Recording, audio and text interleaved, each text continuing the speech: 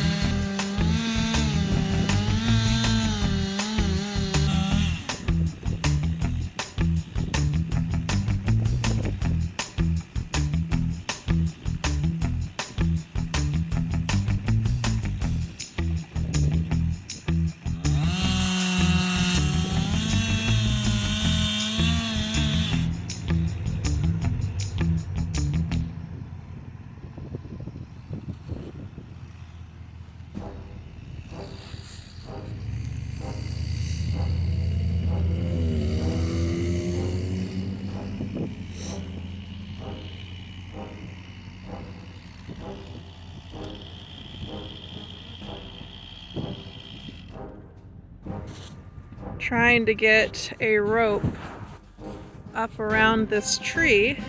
It's got less than an inch of trunk actually holding it up. So we're trying to get a rope around it high enough that we can walk back and pull it over.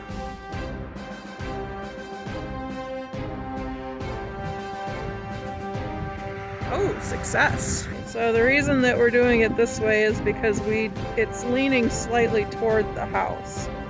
So we notched it in this direction and we want to pull it away from the house if we can. I'm ready when you are. And here it comes. Here it comes. Whew! That made a good crash. And that is a job well done. Hey guys, so you just watched footage of one of our maples coming down.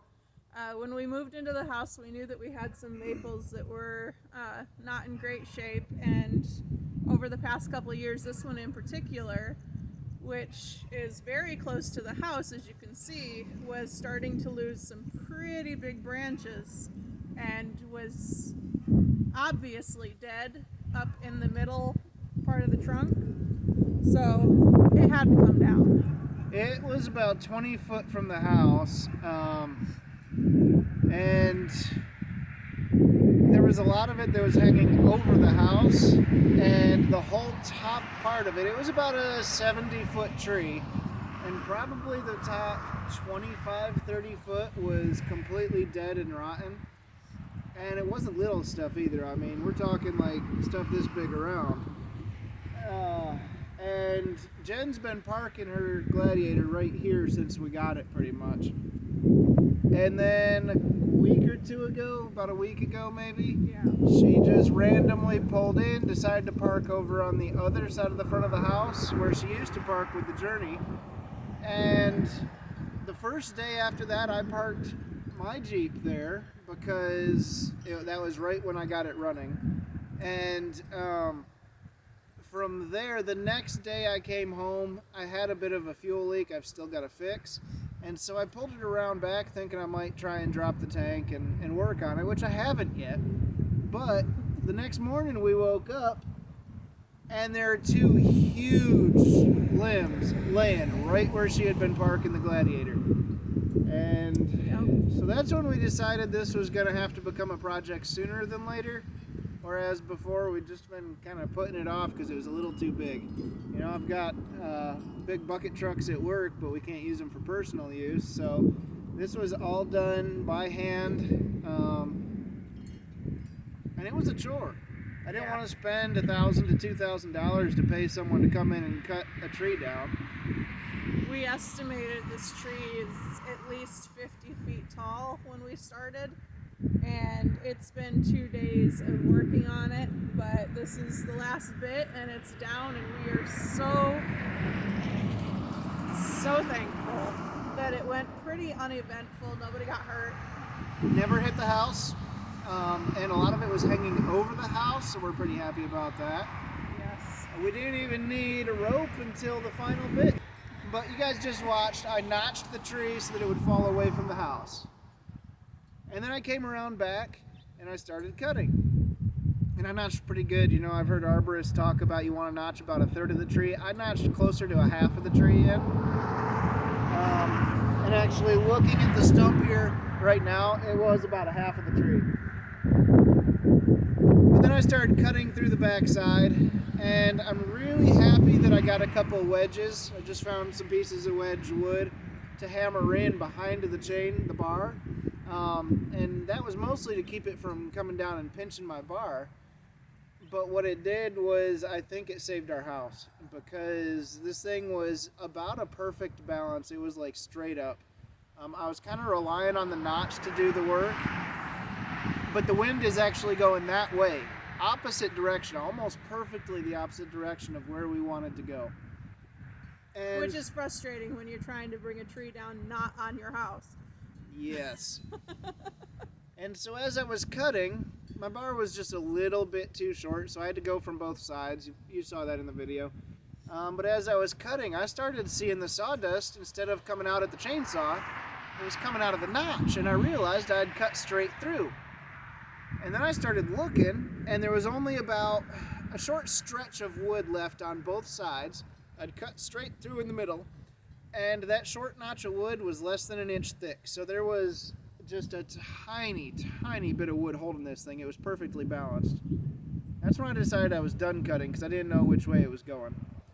So I put the saw away and got some 550 paracord, because it's the longest rope I had in the house. Tied a couple pipe fittings to it for weight and threw it over the top and pulled. And that was just because I wanted to be far enough away. I think I had like a 250 foot strand of paracord. So I was quite a ways away by the time I actually was pulling it both sides, you know, split in half. But still, when it started to come, I ran away, because you never know with this stuff. As you can see, well, we'll show you. But as you'll see, a lot of the branches break off, they fly. The first bit we dropped yesterday, Jen was 100 foot or more across the yard, and she got hit by a little branch. But I mean, it was a twig, but still. It was funny because I thought he was being ridiculous. So he's like, no, get back farther. And I'm like, oh my gosh, there's no way that tree is that big. It's not that big of a deal. Sometimes you just need to listen to experience.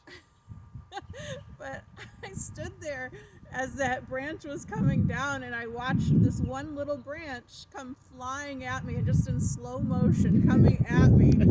And I didn't move because I was transfixed on the fact that this branch was coming at me. And that is a good note. Next time, stand even further back, because you won't move. It's actually something, yeah, it's actually a good lesson for everyone. You always think that you'll be able to dodge or whatever, but quite often the brain will actually freeze you like a deer in headlights when it sees something coming at you. It might not have happened to you every time, but sooner or later it could. because the brain does funny things. Aside from that, this is down. I want to go get the Jeeps and park on top of it before we finish cutting it up. On top of that? Yeah. I was going to say, I don't think it's a good idea to park on top of this. Maybe not. This looks like it could roll pretty easy. Well, if he does that, I will get footage. In the meantime, it is freezing out here, so I want to get moving again. We'll check back in as we cut this thing up and show you the final results. And we'll be back with you soon. Okay, he's going to try and drive the Gladiator up onto the stump. The Gladiator doesn't have lockers, so it may not be able to climb it. We're going to find out. I'm mostly worried about the bumper. It's a little close.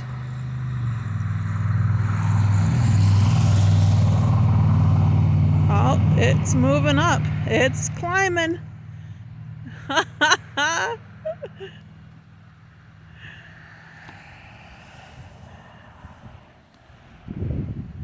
Oh, and he's slipping. Let's check out my Flexi Jeep.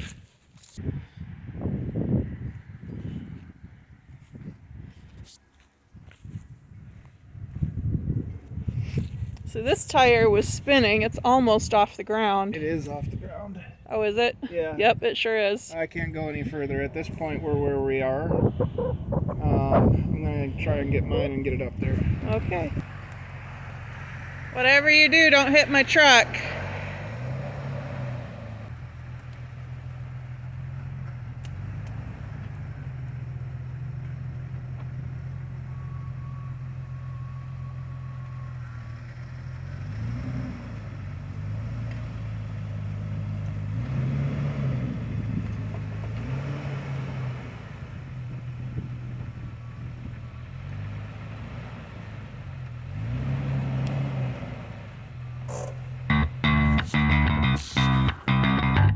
And she's up.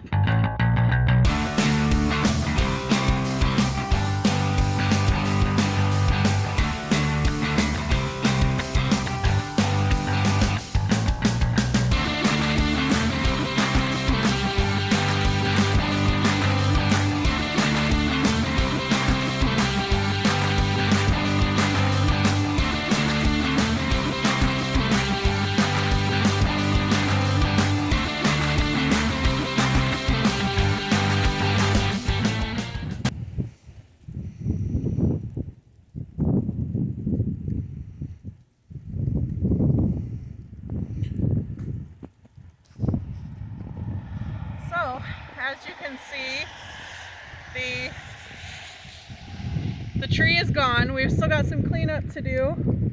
But funny story, a couple days, it's been about 2 weeks since we took the tree down, and a couple days afterwards we had this massive windstorm, and I was so thankful that we had already taken this tree down because it was hanging over the house and it was dead.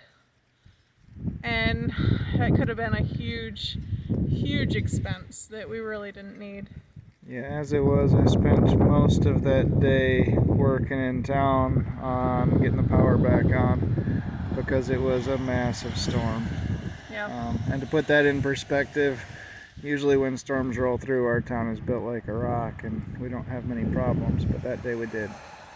Yeah, it was a really rough day, really intense storm, so we are definitely glad that we took the time when we did to get this tree down.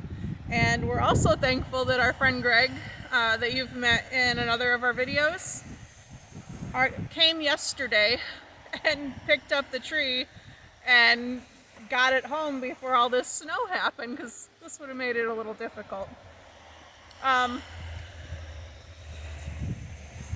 Also, yesterday, Whit decided to clean out the gutters, so thankfully he got that done on the house. It would not have been fun today. Yeah.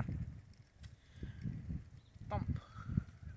the snow is super wet and super heavy. It's perfect packing snow. Oh! Yeah, she totally just hit me in the mouth with that. I was aiming for the camera.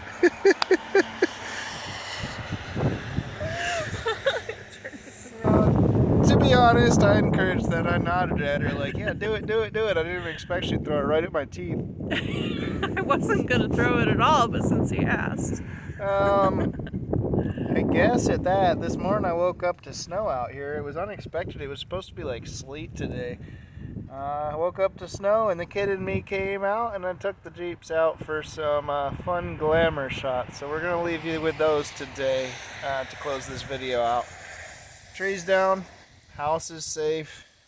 Yard still has a little bit of cleanup work to do, but for the most part, it's done. That's done.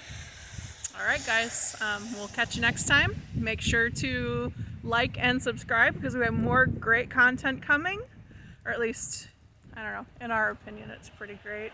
Yeah, that's our life. Anyways, we love y'all. We'll see you next time. Take care and God bless.